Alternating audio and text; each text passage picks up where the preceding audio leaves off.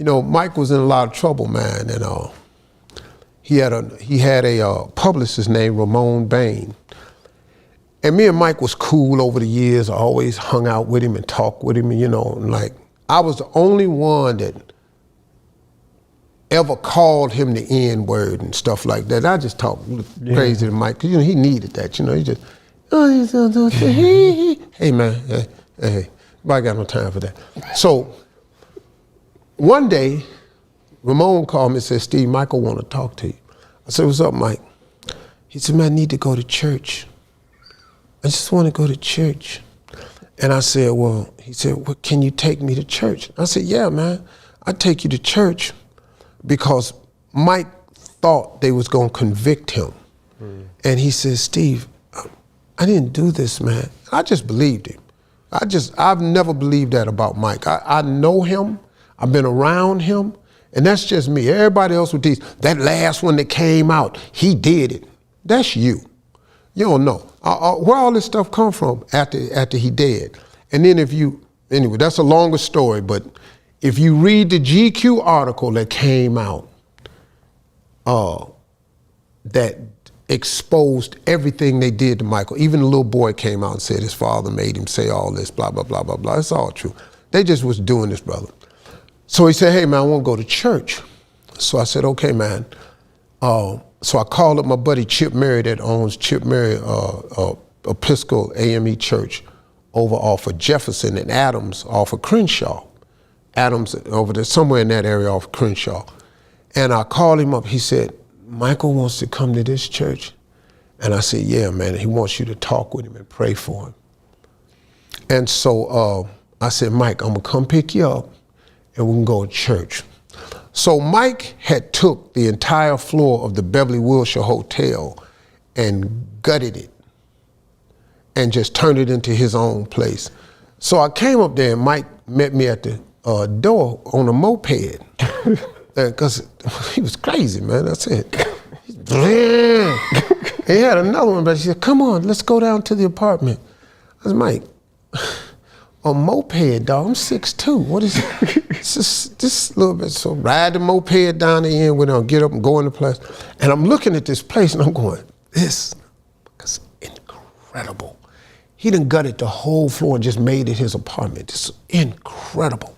So I'm in there, man, and I said, Mike, we gotta go to church. It's black people. We gotta go now. You know, we gotta get parking and everything. I said, Mike, did you tell anybody you was going to church? Oh no, I wanted it to be a secret. I said, okay, cool. I told Chip Murray, man, we get in the car.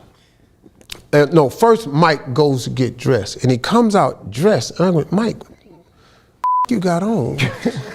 So where you going, man? What is this you wearing? What's the matter? This is my suit. I said, what you dressed like Captain Crunch for? Where's you going with all these bars on your shoulders? That's not military. We're going to church, man. You got one stripe on one leg. I said, where your suit at, man? Black people, we wear suits, ties. This is all I got. Steve, this jacket is $20,000. I'm going, what? The dude would spend money on stuff. So I'm laughing at him. So we go get in the car. He said, man, this is great, man. Do they have a great choir? I said, man, they be jamming. So we get down off the 10 and we turn on Crenshaw and it's cars from the 10 all the way down Crenshaw, all up Jefferson Avenue. People all on the side. Where, Michael, I'm going, what the hell? I said, Mike, I thought I told you, ain't tell nobody. I never opened my mouth. Well, the preacher told somebody Michael was coming and the word got out. Let me tell you something, man. It was people from Belgium, Argentina, Amsterdam, signs from everywhere. People from all over the world flew in to see this guy go to church. So we finally, took us a long time to get through all the crowd and stuff. Police escorts got everybody out the way. We get to the church, it's packed. This Easter. It's a regular Sunday. It's Easter in here, man. It's packed. So before the service start, I get him in the back with the preacher. Chip Murray. Chip Murray prayed for Michael. He told him, said, Mike, you're going to walk away from this. He said, God knows what you did. You good, brother. You ain't good. And he was so worried. He prayed for him.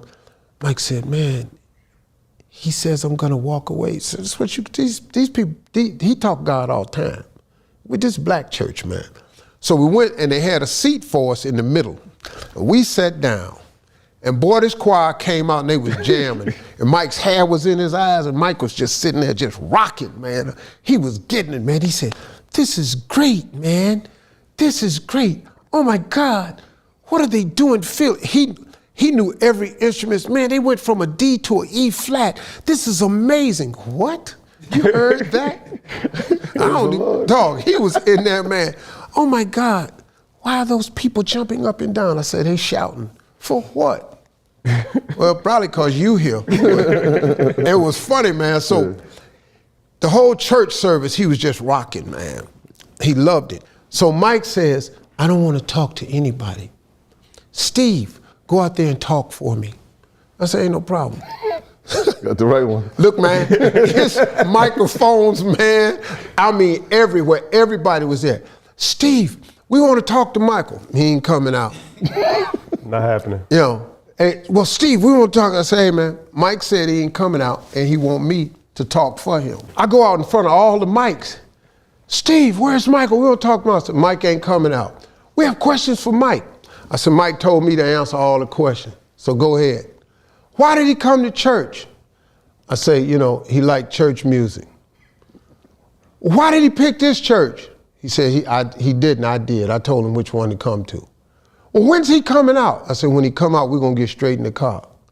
We don't want to talk to you, we want to talk to Mike. I said, hey man, tell you no more, Mike ain't coming out here. Now we ain't in the church right now, so y'all, and you know, this me back in the day before I had all these shows.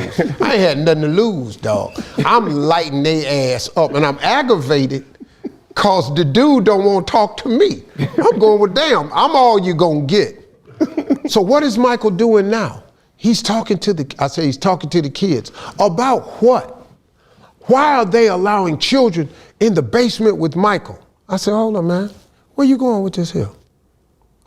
I said, I say, press conference over. So I go in the back. So we talk with the kids along until Michael say, Steve, I'm ready to go. I said, all right, man. So I told security, go get the car, bring it around. We walking out there to get an umbrella for Mike and all this here. We walk to the car and we get in the car. I say, Mike, listen, man, it's people all the way down here. I just want to shake their hand. I said, Mike, you can't shake these people's hand, dog. You know where we at? We're Crenshaw. This ain't what we finna do. So Mike's sitting over there and this ass rolled the window down. He over there by himself. He rolled the window down. Man, these people was reaching in, man, tearing his clothes off. They're pulling me. I said, roll your window up. Shut up all that whining and Mike, and roll your window up. You're gonna crush their hand. Man, their hand. But I got that window up and this dude's hand was caught in the window.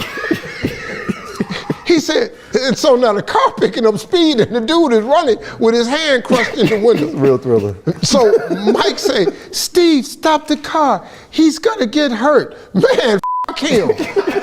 We all gonna get hurt if we don't get out of here. So I told dude, speed up, man. So the driver sped up and I opened the window just a little bit and he got his hand out. He said, Steve, you were gonna drag the poor man. I said, didn't I tell your ass not to open the window? It is your fault, Mike. He said, you're crazy. You're just talking to me so crazy. I said, I'm trying to save your ass. You don't know how to fight in here talking about, they're tearing my clothes off. What is your ass? You think they gonna do? So we get all the way back to the hotel and they take us through the back. And Mike done stepped in some gum somewhere. So we on the elevator and he raised his foot up and his gum down from his foot down to the floor. He said, Steve, there's gum on my shoe. I said, and what the f I'm supposed to do? I said, Mike, I don't get gum off nobody's shoe, man. But it's on my shoe. Now security, they up there laughing their ass off because nobody talked to Mike like that. But it's gum on my shoe. What the f I'm supposed to do? So man, rub that off. The elevator opening, them two damn mopeds. I said, man, we ain't got time for this. Let's walk down here.